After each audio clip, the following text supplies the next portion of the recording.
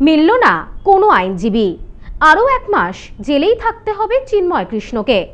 এদিন চট্টগ্রাম আদালতে মামলার শুনানি থাকলেও তা পিছিয়ে যায়। জামিন পেলেন না বাংলাদেশে পুলিশের হাতে ধৃত সন্ন্যাসী চিন্ময় দাস। তার বদলে চট্টগ্রামের জেলেই তাকে আরও 1 মাস বন্দি থাকতে হবে।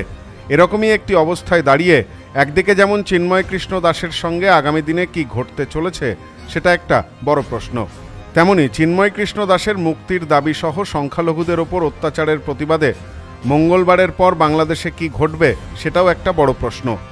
চিন্ময় কৃষ্ণ দাসের মুক্তির দাবিতে বিক্ষোভের আগুন জ্বলছে বাংলাদেশে, তার আঁচ এসে পড়েছে এপার বাংলাতেও।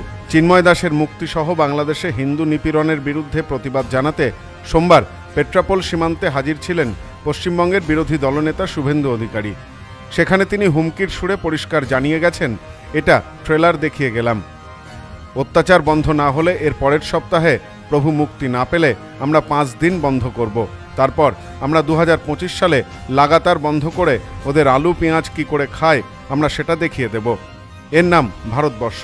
ভারতের পতাকা যারা পদদলিত করেছে, পাকিস্তানের আর্মি চিফ যেভাবে আত্মসমর্পণ করতে বাধ্য হয়েছিলেন, এই নতুন রাজাকারদের ভারতও সেইভাবে আত্মসমর্পণ করাবে। ভারত আজ একটা দেশ নয়, নরেন্দ্র মোদীর নেতৃত্বে পৃথিবীর একটি শক্তিশালী রাষ্ট্র।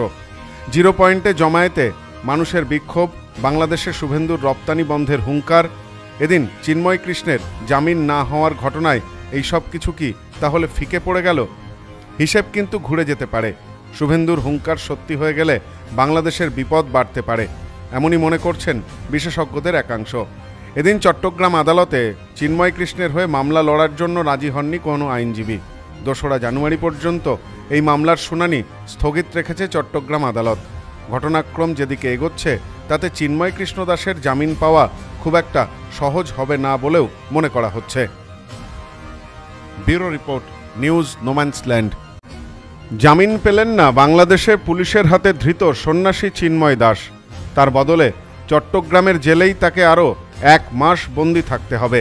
এরকমই একটি অবস্থায় দাঁড়িয়ে একদিকে যেমন চিন্ময় কৃষ্ণ দাসের সঙ্গে আগামী দিনে কি ঘটতে চলেছে সেটা একটা বড় প্রশ্ন, তেমনি চিন্ময় কৃষ্ণ দাসের মুক্তির দাবি সহ সংখ্যালঘুদের ওপর অত্যাচারের প্রতিবাদে মঙ্গলবারের পর বাংলাদেশে কি ঘটবে সেটাও একটা বড় প্রশ্ন। চিন্ময় কৃষ্ণ দাসের মুক্তির দাবিতে বিক্ষোভের আগুন জ্বলছে বাংলাদেশে, তার আঁচ এসে পড়েছে এপার বাংলাতেও। চিন্ময় দাসের মুক্তিসহ বাংলাদেশে হিন্দু নিপীড়নের বিরুদ্ধে প্রতিবাদ জানাতে সোমবার পেট্রাপোল সীমান্তে হাজির ছিলেন পশ্চিমবঙ্গের বিরোধী দলনেতা শুভেন্দু অধিকারী।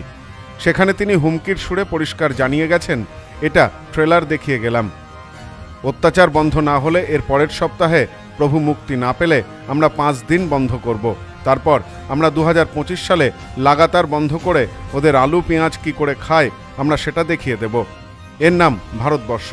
ভারতের পতাকা যারা পদদলিত করেছে, পাকিস্তানের আর্মি চিফ যেভাবে আত্মসমর্পণ করতে বাধ্য হয়েছিলেন, এই নতুন রাজাকারদের ভারতও সেইভাবে আত্মসমর্পণ করাবে। ভারত আজ একটা দেশ নয়, নরেন্দ্র মোদীর নেতৃত্বে পৃথিবীর একটি শক্তিশালী রাষ্ট্র। 0 পয়েন্টে জমায়েতে মানুষের বিক্ষোভ, বাংলাদেশে শুভেন্দুর রপ্তানি বন্ধের হুঙ্কার, এদিন চিন্ময় কৃষ্ণের জামিন না হওয়ার ঘটনায় এই সব কিছু কি তাহলে ফিকে পড়ে গেল? হিসেব কিন্তু ঘুরে যেতে পারে। শুভেন্দুর হুঙ্কার সত্যি হয়ে গেলে বাংলাদেশের বিপদ বাড়তে পারে, এমনই মনে করছেন বিশেষজ্ঞদের একাংশ। এদিন চট্টগ্রাম আদালতে চিন্ময় কৃষ্ণের হয়ে মামলা লড়ার জন্য রাজি হননি কোনো আইনজীবী। 2রা জানুয়ারি পর্যন্ত এই মামলার শুনানি স্থগিত রেখেছে চট্টগ্রাম আদালত। ঘটনাক্রম যেদিকে এগোচ্ছে তাতে চিন্ময় কৃষ্ণ দাসের জামিন পাওয়া খুব একটা সহজ হবে না বলেও মনে করা হচ্ছে। Bureau report, news no man's land. বাঙালির সেরা উৎসব দুর্গাপুজো একেবারে দোরগোড়ায়, তাই তো সেজে উঠেছে আদি মোহিনী মোহন কাঞ্জিলাল। নতুন নতুন কালেকশনে সাজাবো গোটা পরিবারকে। আর তাই তো সেজে উঠেছে আমাদের বনগাঁ শাখা, শিমুলতলার মোড়, যশোর রোড, আদি মোহিনী মোহন কাঞ্জিলাল।